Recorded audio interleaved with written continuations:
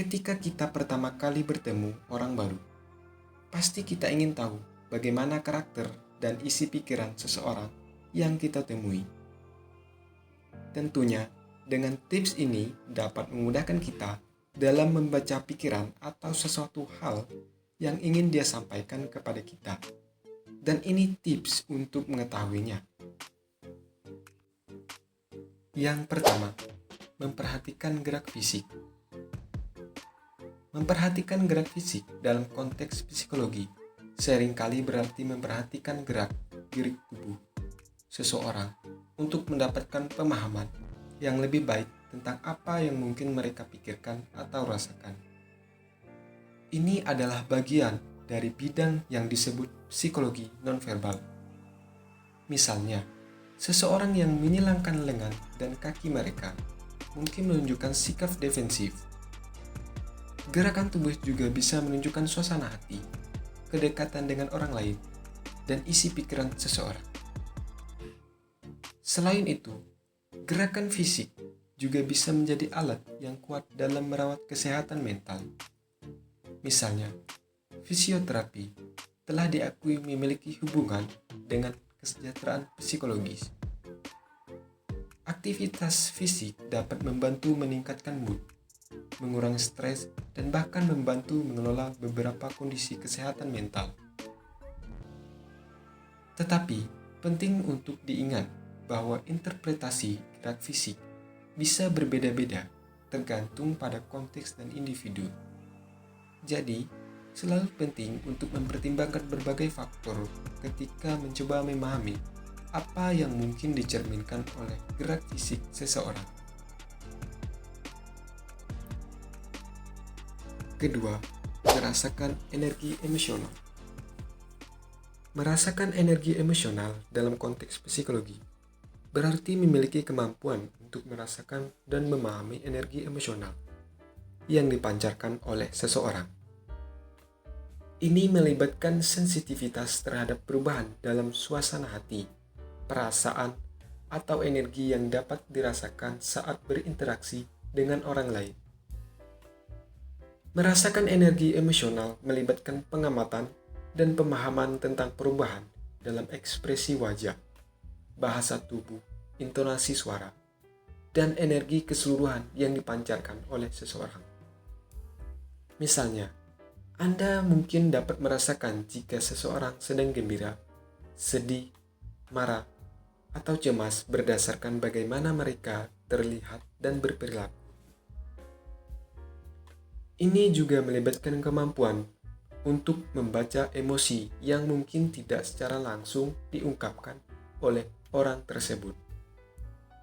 Anda dapat merasakan ketegangan, kecemasan, atau ketidaknyamanan yang mungkin tidak diungkapkan secara verbal.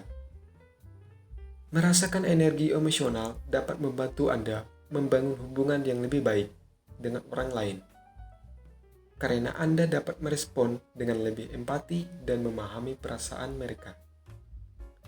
Hal ini juga dapat membantu Anda membaca situasi sosial dengan lebih baik dan mengenali kebutuhan atau keinginan orang lain.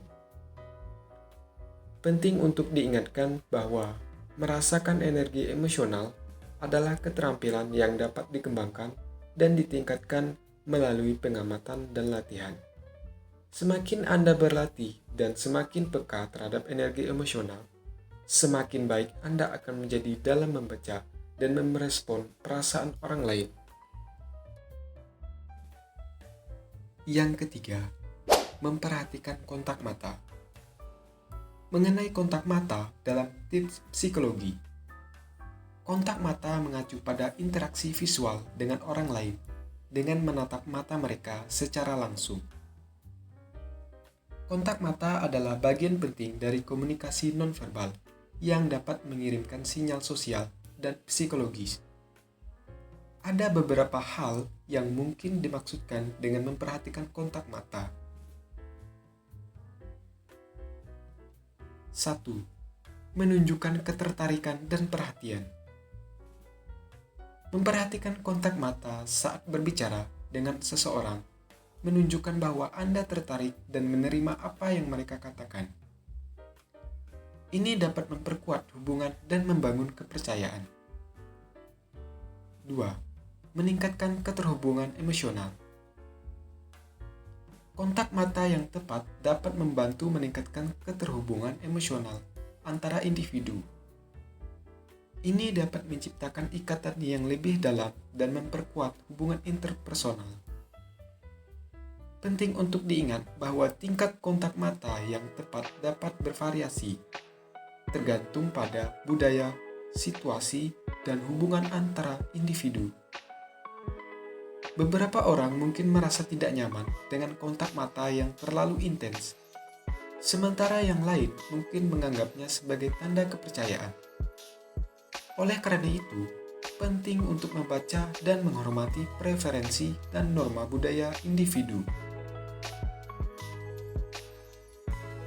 Yang keempat, penampilan seseorang. Penampilan seseorang, termasuk pakaian yang mereka kenakan, memiliki peran penting dalam konteks psikologi. Berikut adalah beberapa hal yang dimaksudkan dengan penampilan seseorang atau pakaian dan tips psikologi. 1. Ekspresi identitas. Penampilan seseorang, termasuk pakaian, dapat menjadi ekspresi dan identitas mereka.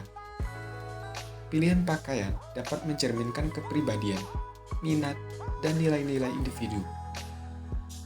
2. Pengaruh pada persepsi. Penampilan seseorang dapat mempengaruhi cara orang lain mempersepsikan mereka. Pakaian yang rapi, terawat, dan sesuai dengan situasi dapat memberikan kesan positif dan meningkatkan kepercayaan diri. 3. Dampak emosional. Pakaian yang dipilih dapat mempengaruhi suasana hati dan emosi seseorang. Pakaian yang nyaman dan sesuai dengan preferensi individu dapat meningkatkan rasa percaya diri dan kenyamanan. Penting untuk diingat bahwa penampilan seseorang tidak sepenuhnya mencerminkan kepribadian atau karakteristik mereka secara keseluruhan. Nah, itulah beberapa tips psikologi untuk membaca pikiran orang lain. Semoga tips tersebut berguna untuk menambah pengetahuan kita bersama dan dimanfaatkan dengan baik dan benar, tidak menggunakannya untuk hal yang negatif agar tidak merugikan orang lain. Sekian tips psikologi dari kami. Terima kasih dan sampai jumpa.